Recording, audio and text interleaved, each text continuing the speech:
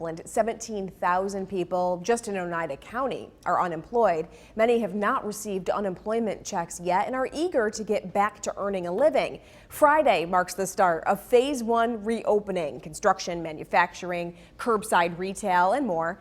Today, businesses got access to a checklist to follow, and that checklist includes making a list of your employees and determining who needs to work on site and who can work remotely, outline social distance policies and screening policies, identify surfaces that need to be cleaned regularly. There are a couple dozen items on this checklist. Should mention, it doesn't need to be submitted to anyone. It's a guide.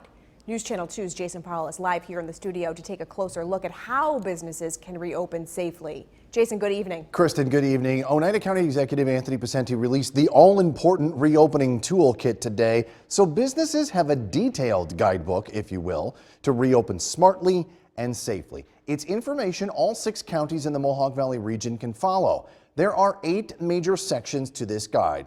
First, establish an on-site coordinator. That person can help draft a plan and maintain it. Assess essential functions.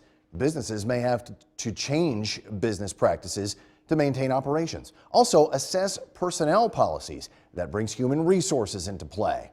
Then a section on how tools can create or update the policies that you have in place. That's where the social distancing guidelines come in. Also, there's a section on facility assessment, making sure all the services are ready to go. Sanitization, that is a big key, especially since the businesses may have been closed for such a long period of time.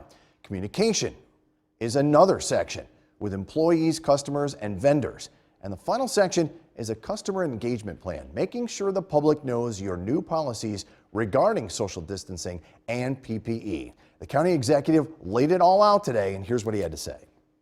All of this applies obviously in different areas, whether it's indoors or outdoor work. Many of these areas need to be adhered to, and you will be putting yourself in a much better position for your safety, your employees' safety, and clearly the people you serve.